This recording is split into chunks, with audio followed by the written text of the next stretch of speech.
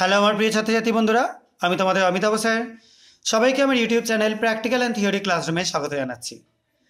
আজকে যে ভিডিওটা আমি করে দেখাচ্ছি, এটা করতে গিয়ে আমাকে একটু প্রবলেম ফেস করতে হয়েছে। সেটা হচ্ছে পাড়ার পুজোর মাইকের যে একটা কলতান, সেটা এখানে এসে পৌঁছাচ্ছে।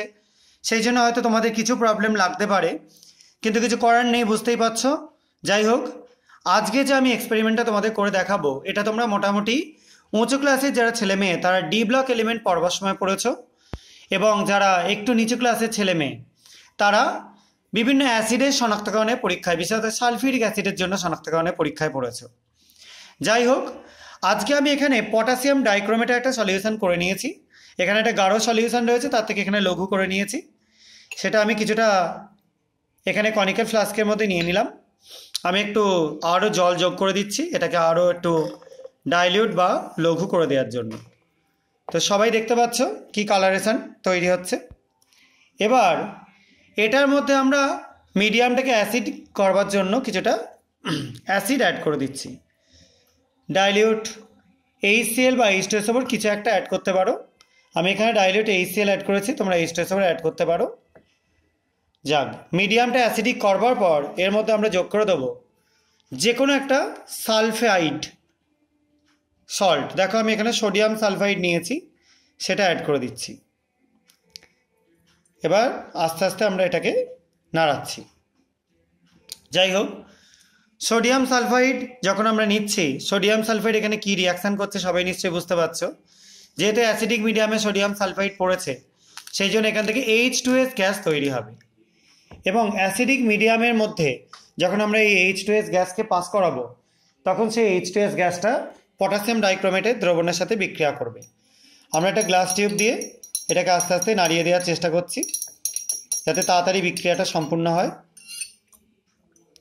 দেখো সলিউশনের কালারটা দেখতে পাচ্ছ, আস্তে আস্তে চেঞ্জ করে যাচ্ছে এবং আস্তে আস্তে একটু গ্রিনিশ হয়ে যাচ্ছে, সবুজাভ হয়ে যাচ্ছে, এবং তার সঙ্গে টার্বিড হয়ে যাচ্ছে। দেখো ঘোলাটে হয়ে যাচ্ছে। তাহলে এই যে বিক্রিয়াটা ঘটলো এখানে, এটা কি ঘটলো এবং কেন ঘটলো, এটা নিয়ে এবারে আমি এক্সপ্লেন করে দেবো। মেনলি আমরা এখানে যখন নিয়েছিলাম প্রথমে, সেখানে ছিল কি পটাশিয়াম ডাইক্রোমেট সলিউশন K2Cr2O7। সেটা অ্যাসিডিক মিডিয়ামে Na2S দিয়েছিলাম, তার সাথে রিয়াকশান করে H2S তৈরি হয়েছে। সেই H2S এখানে পটাশিয়াম ডাইক্রোমেটের সাথে বিক্রিয়া করে K2SO4 Cr2SO4 হোল থ্রাইস বা ক্রোমিক সালফেট এই জিনিসটা তৈরি করছে। তার জন্য এই সলিউশনের কালারটা দেখো আস্তে আস্তে গ্রিনিশ হয়ে যাচ্ছে, সবুজাভ হয়ে যাচ্ছে। তোমরা সবাই দেখে বুঝতে পারছো। এটা বেশি ডাইলিউট বলে হালকা গ্রিন লাগছে। এটা যদি ডাইলিউশন কম হতো তাহলে আরও বেশি নীল সবুজ লাগতো। যাই হোক, আর তার সাথে দেখো ঘোলাটে যেটা হয়ে যাচ্ছে, টার্বিড যেটা হয়ে যাচ্ছে, সেটা সালফার তৈরি হওয়ার জন্য। যেহেতু H2S ইউজ করেছি, সালফার তৈরি হচ্ছে, সেই জন্য এখানে মানে রিয়াকশানটায় যখন আমরা কালারটা দেখতে পাচ্ছি একটু টার্বিড হয়ে যাচ্ছে। এখানে ব্যাপারটা যা ঘটলো, একটা অক্সিডেশন রিডাকশান রিয়াকশান হলো, যেখানে পটাশিয়াম ডাইক্রোমেটে ক্রোমিয়াম ছিল +6 স্টেটে, সেখান থেকে ক্রোমিক সালফেট যখন হয়ে গেল, ক্রোমিয়াম হয়ে গেল +3 স্টেটে। আর H2S এর সালফার ছিল -2 স্টেটে, তার থেকে শুধু সালফার যখন হয়ে গেল, এখানে এই যে সালফারে ঘোলাটে একটা মিক্সচার তৈরি করেছে, দেখো মিডিয়ামটাও সবুজ, এবার তোমরা বুঝতে পারছো মোটামুটি। তো সেখানে সালফার হয়ে গেল 0 স্টেটে। অর্থাৎ এখানে H2S রিডিউসিং এজেন্ট অর্থাৎ বিজারক দ্রব্য, এবং K2Cr2O7 অক্সিডাইজিং এজেন্ট বা জারক দ্রব্য।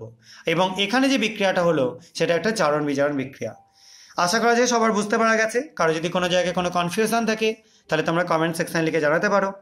এবং আজকের ভিডিওটা তোমাদের যদি ভালো লেগে থাকে, চ্যানেলটা সাবস্ক্রাইব করো এবং ভিডিওটাকে লাইক করে শেয়ার করে আমার পাশে থাকার চেষ্টা করো।